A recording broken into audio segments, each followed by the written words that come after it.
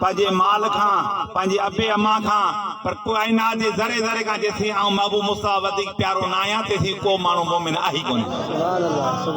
हा साईं, ही महबूब करीम थो फरमाए जंहिंजे लाइ रब करीम थो क़ुरान पाक में फरमाए वमा यंतिकु अनिल हवा इन हुवा इल्ला वही युहा। मुंहिंजो रब थो फरमाए मुंहिंजो महबूब मुस्तफा आम ॻाल्हि कोन कंदो आहे, ज़बान मुस्तफा जी हूंदी आहे, कलाम रब्बुल आलमीन जो।